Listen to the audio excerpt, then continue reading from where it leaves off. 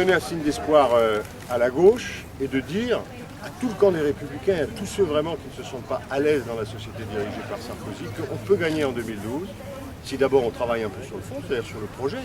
C'est-à-dire qu'est-ce qu'on veut pour nos retraites, pour l'éducation, qu'on sorte des querelles, des petites phrases des personnes, et si on se rassemble. Le maître mot ici, c'est tous ceux qui veulent construire une autre société autour de la justice sociale, du développement durable, de la connaissance, du respect de l'autre. Nous avons toujours gagné avec les rassemblements. Rassemblement des socialistes, rassemblement de la gauche, rassemblement au-delà de la gauche avec tous les républicains de progrès. C'est la victoire de 81, c'est celle de 88, c'est aussi la démarche de la gauche plurielle. Nous n'avons pas d'ennemis chez les progressistes.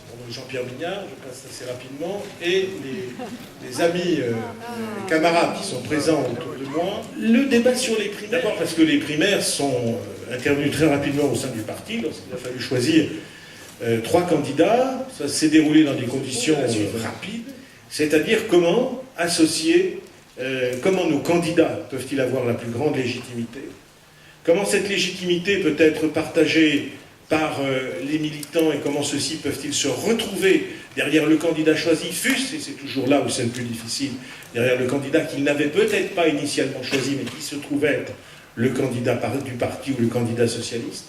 Comment nos électeurs, nos sympathisants, peuvent-ils être associés à ce mode de désignation, sachant que, et je crois que c'est quand même un élément qui nous rassemble tous, c'est que nous avons quand même découvert qu'au fil des temps, les frontières, les barrières culturelles, sociales qui pouvaient exister entre le monde militant d'une part, et puis nos électeurs d'autre part, nos sympathisants, étaient un monde relativement factice qui n'était finalement, je dirais, limité que par le passeport que se trouvait être la cotisation. La parole à Olivier Ferrand, qui a fait avec Terra Nova un travail tout à fait... Jean-Pierre.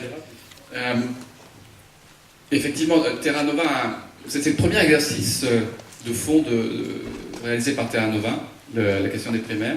Ça remonte à notre naissance il y a 1 an, et on avait travaillé autour d'Olivier Duhamel pour défricher intellectuellement un sujet sur lequel il n'y avait absolument aucune prose en France. Donc on est allé voir ce qui s'est passé aux États-Unis, en Italie, puis dans le reste de l'Europe. Vous prenez les primaires aux États-Unis, vous avez en moyenne 10 à 12 candidats à chaque primaire, à droite comme à gauche. Et donc c'est un signe de vitalité. Le problème, c'est pas qu'il y ait trop de candidats. Le problème, c'est qu'il n'y a pas de procédure pour en choisir. Donc la question n'est pas de savoir s'il faut une primaire ou autre chose. La question qui est devant nous, c'est quelles règles pour la primaire, c'est-à-dire pour la désignation de notre candidat à la présidentielle, quelles règles devons-nous mettre en dernier point, tout dernier, c'est qu'au-delà même, toujours en matière démocratique, au-delà même des partis, la primaire va impacter in fine la principale raison à la fois pour la gauche et pour notre démocratie qui justifie de choisir une primaire ouverte aux citoyens, de donner de l'air à notre vie politique plutôt que de rester entre nous. Je pense que c'est vraiment le sujet central des primaires qui viennent. Il y en a d'autres, on y viendra peut-être dans le cadre du débat, mais voilà, je voulais introduire sur ces primaires ouvertes. Bravo.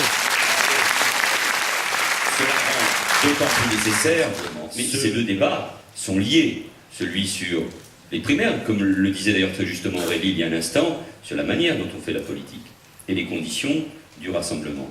Et évidemment, ces 2 questions sont liées et sont dépendantes du débat sur l'identité, les valeurs, le projet, les propositions pour bâtir une alternative crédible pour laquelle il faut s'en saisir, il faut l'imposer.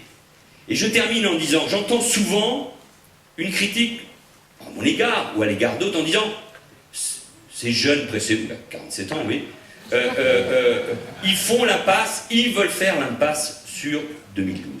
Mais moi je vous le dis, ceux qui veulent faire l'impasse sur 2012 et qui ne veulent pas qu'il y ait un changement dans ce pays et une nouvelle politique économique et sociale, éducative et culturelle, de justice sociale, avec une autre distribution des richesses, ceux qui ne veulent pas cela, c'est ceux qui sont contre les primaires et qui ne veulent pas créer cette diversité.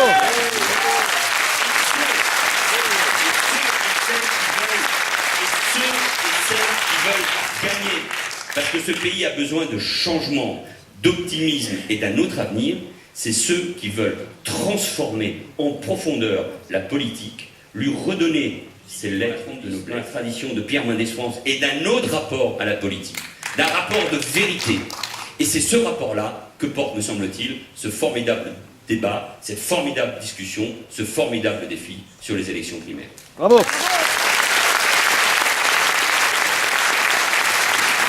Démocratie d'opinion, on sait bien aujourd'hui que plus aucun candidat ou aucune candidate ne sera choisi sans que les sondages n'aient joué un rôle majeur dans nos têtes et dans nos choix. Voilà la vérité. Et bien précisément, est-ce que notre rôle politique n'est pas en tant que démocrate de commencer à donner une forme politique à la démocratie d'opinion et donner une forme politique à la démocratie d'opinion et ne pas se laisser manipuler par l'opinion. C'est demander à l'opinion à son tour de prendre ses responsabilités et de s'installer en tant que corps constituant, en tant que corps électoral et en tant que corps démocratique. Et je vous assure que sur ce point, nous sommes en avance. Enfin, dernièrement, nous sommes dans ce parti, mais nous n'en sommes pas les propriétaires. Ce parti, c'est un bien public constitutionnel. C'est un bien public de la nation. Nous n'en sommes que les administrateurs et certainement pas les mandataires liquidateurs. C'est-à-dire que nous avons pour fonction de le conduire et de l'enrichir. Invitons nos électeurs, invitons tous ceux qui sont dans les comités de soutien, et je les y invite, à s'emparer de ce débat pour qu'il ne soit plus déjà le seul débat des socialistes à l'intérieur de leur parti. Et puis j'incite aussi Martine sur ce point à prendre ses responsabilités et de lui dire « Allez Martine, tu parles de la société civile, mais à force d'en parler sans jamais lui donner de droit, c'est du paternalisme, c'est de la condescendance. Martine, encore un effort, et porte donc à son tour ce débat. C'était tes propos de jeunesse quand nous étions ensemble, je m'en souviens. » Bravo.